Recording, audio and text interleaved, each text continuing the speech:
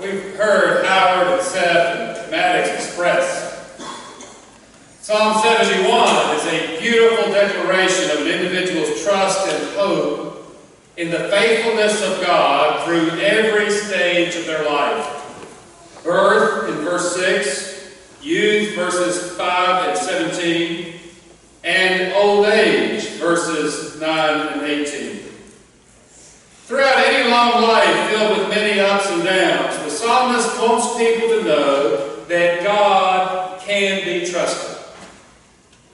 Most scholars believe that Psalm 71 is the declaration of a person in the latter stage of their life who is uniquely capable of reflecting on all of life's stages. Some suggest it could belong to an older David, written shortly after Absalom's revolt. But most believe it was an older member of the Rechabite community that was living in exile. Verse 21 suggests that it could have been a leader of that community, offering hope to others who were in exile. What a God-given coincidence that one of our lectionary readings for today is this beautiful psalm, because on this day we celebrate that this community, called First Christian Church in Fort Smith, has such a leader. Someone who is uniquely capable to reflect on all of life's stages. Someone who comes to us today on her 100th birthday to offer all of us so much hope. Gwen was born August the 25th, 1919 in Antlers, Oklahoma, the first child of Hugh and Lily Bond. Born 10 years before the Great Depression, Gwen is probably the only person who is here today who rode a horse to grade school. Like an actual horse, like a horse. I got on a horse and rode it to school. Gwen's childhood was a rather unsettled time as the family lived in various places in Texas and Oklahoma, as Gwen's father would find different work in the new oil industry. When Gwen graduated from the 8th grade, her dad said that he could help her get an apartment as she continued her education, but she would need to find some work to pay for room and board, which was not a very easy thing to do during that time. At first, Gwen got a temporary job helping a woman in Camargo, Oklahoma who was pregnant. Then she got another temporary job helping a Catholic woman who was raising several children. This was before Gwen was baptized into the Christian church, so she recounts. She must not have been a very good Catholic, because if she was, I suppose I would be Catholic today. During her sophomore year, Gwen worked in a cafe south of Woodward, Oklahoma. But Gwen said that was a very difficult experience because the woman that she worked for was an alcoholic, and she didn't much care for that. Frustrated with her job in the cafe, as she was walking home one day, she happened upon a couple sitting in their front yard. They owned a mercantile store in Dissy, Oklahoma. Is that right? That's right. Keep me straight, Gwen. When they found out that Gwen was looking for a job, they said to Gwen, "Young lady, we've been praying for God to send us a daughter. And here you are." The couple were leaders in the Christian church. Gwen not only started working in their store, but she started attending their church. And at the age of 16, Gwen was baptized. Although she could not see it then, looking back, she says she knows that it was God's providential presence that led her to that couple. For this is when her life took a very promising turn. She soon met a young man who was working in a full-service filling station. His name was Oliver Wendell Beck. After a courtship, the couple they were married in 1937. World War II had just started when their son Kenneth was born on January the 2nd, 1940 in Sealing, Oklahoma. basic flying school was being constructed in Enid, Oklahoma, where Wendell landed a very good job. However, not long after the young family moved to Enid, while Wendell was helping to unload some gravel from a boxcar with a piece of heavy equipment, he was accidentally and tragically crushed to death. Gwen remembered, there I was, a widow, and a single mother of a 2-year-old after 4 short years of marriage. She adds, I was only 22 and had no sense. There's no way I could have endured that period in my life without God. I know that God was with me. Gwen miraculously had the determination, the wherewithal, and the strength to move back to Disney, where she found child care for Kenneth and worked hard to finish high school, graduating as the valedictorian of her class. One day, a man from Oklahoma City was driving, I guess by the school maybe, or somewhere where Gwen was living, looking for a secretary. The man saw Gwen, maybe heard that she was the valedictorian, and asked her to get in his car where he would dictate a letter for her to interview her for a job in Oklahoma City. Well, Gwen got in his car and she started writing the letter he was dictating.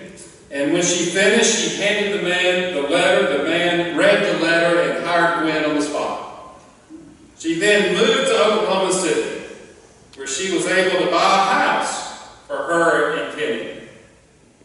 Gwen soon learned of the great opportunity at the Douglas Aircraft plant in Midwest City. This is where Gwen would become a real-life Rosie the Riveter. Their spirit of "we can do it" inspired not only their contemporaries, but each subsequent generation of working women in all fields of employment. More than 10,000 Oklahoma women worked at the Douglas Aircraft Company and Tinker Field during the Second World War. And Gwen adds that as a riveter, she made barrels of money. Barrels? Do they actually bring it to you in barrels? It's just a lot. During this period, Gwen received word that one of her good friends who was living in California at the time was going through a painful divorce.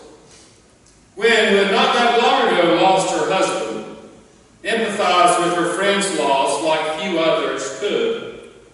To help her distraught friend, she sold her car. She boarded a train with little Kenny and headed west, where another riveting job awaited her in California. Looking back, she knows that without a doubt, God was with her. God was with her and Kenny on that train.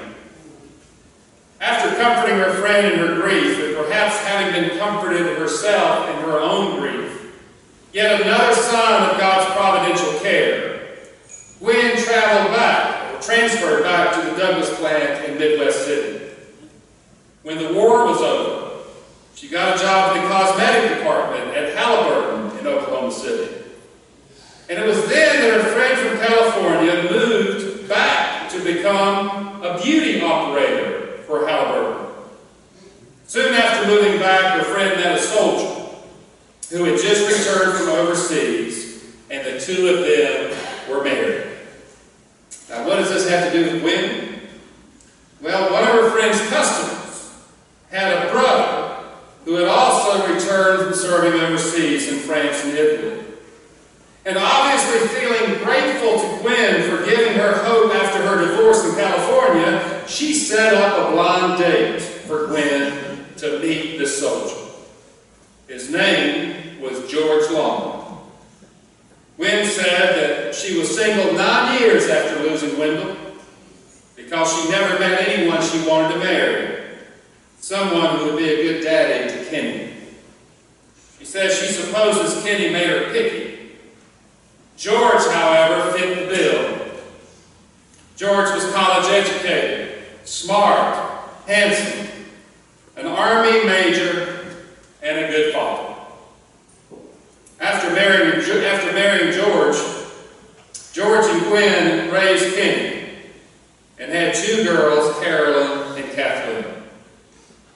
Gwen remembers that period of her life between marriages vividly.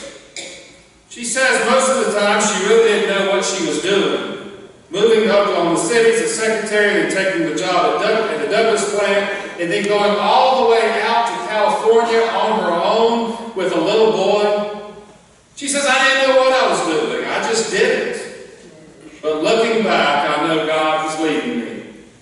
I know it was the presence of God always with me. George and Gwen had a wonderful life together. Kathleen and Carolyn were both able to go to college, something Gwen was never able to do. And fortunate for First Christian Church, George transferred to Fort Smith as an engineer with OG&E. They joined our church after attending the first service here in this sanctuary. Here, George worked tirelessly on our property committee. Gwen sewed the drapes for our baptistry that were hanging here at one time. I pointed to them like they're still there. They both devoted their lives to the church. We do have a piano cover that we still use that Gwen made for this church. During George's retirement, they had the wonderful opportunity to spend 20 years traveling in RVs across the country. I believe they own 3 mobile homes, 3 RVs. After many wonderful years, tragedy struck Gwen's life once more as her son Kenny was diagnosed with brain cancer. After a 2 to 3 year long courageous battle and much suffering, on September the 4th, 2006, Kenny died. He was only 66. Your children are supposed to bury you. You're not supposed to bury your children. And to compound that tragedy for Gwen, just 3 short months later, on November the 28th, George, her beloved husband of 58 years, passed away. Gwen said that losing her son and her husband so close together was utterly devastating.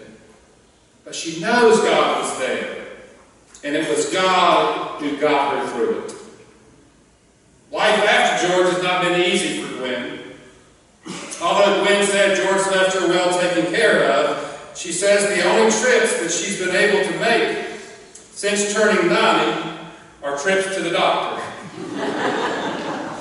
She says she used to go anywhere she wanted to go, but now, living at Brookdale Assisted Living, she only goes down to eat at 8, 12, and 5. She says she doesn't know what in the world she would do without Carolyn and Kathleen, calls them both gifts from God. God has been so good to me my whole life long, she says. And today, on her 100th birthday, her very presence with us is a declaration of God's faithfulness that offers all of us so much hope. Hope that only someone who has experienced God's protection and deliverance throughout a long life can give us. Her sense of humor, her smile, her laugh, her honesty, which sometimes can be brutal. The way she's still very much engaged in the life of this community, the life of this church, fills us all with so much hope. She gives us hope that although we experience many hardships in life, although death, divorce, and disease may come our way, those hardships are never lasting. However, the faithfulness of God is lasting from age to age. Like the psalmist, perhaps the eldest leader of the Rechabite community, Gwen, our oldest leader, gives all of us hope. For in God, Gwen has taken refuge, and she has never been put to shame. In God's righteousness, God has delivered Gwen, rescued Gwen, inclined God's ear to Gwen, and is to Gwen a rock, a strong fortress. For the hope of the Lord is her hope, her trust from her youth. Upon God she has leaned on from birth, and today she is in God's house praising the Lord continually. Her mouth is filled with God's praise and glory all day long. The Lord will never cast Gwen off in the time of old age, or ever forsake her when her strength is spent. God has never and will never be far from Gwen. God will always make haste to help her. Thus she hopes continually, and will praise God yet more and more. Her mouth will tell of God's righteous acts, of God's deeds of salvation all day long, though their number is past her knowledge. From her youth God has taught Gwen, and she still proclaims God's wondrous deeds. So even to old age and gray hairs, God will not forsake her. And today, on her 100th birthday, she comes into the house of the Lord to proclaim God's might to all generations to come. The Lord has revived her from many troubles and calamities, and she knows that from even the depths of the earth, God will bring her up again. And the good news is that God's faithfulness that Gwen has experienced throughout her life is for all people.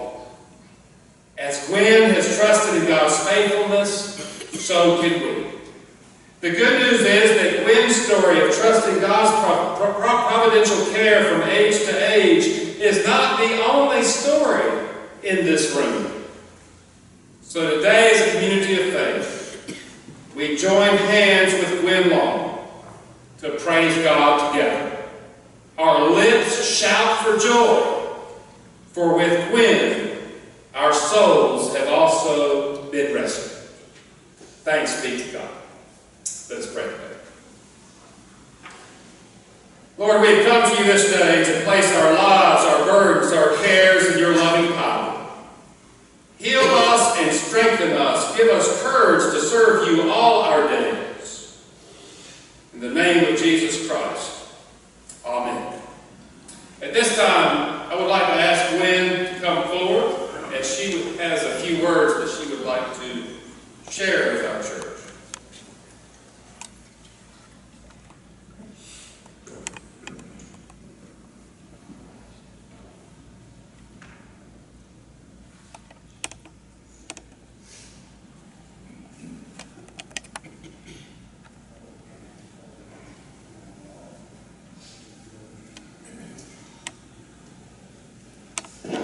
I want to take this time to thank everyone that came to my party yesterday and sent cards. I got 187 cards through the mail and yesterday, and this morning I got 3 more. I want to thank you so much. God has been so good to me. Yesterday morning I was in the hospital and I got out at 9 o'clock. Unheard of. But everything went just, man couldn't do it. God was doing it for me. And I praise him so much. He's been with me. And I thank you all for my life. Thank you for being who you are. And live a good life, and thank God. Thank you.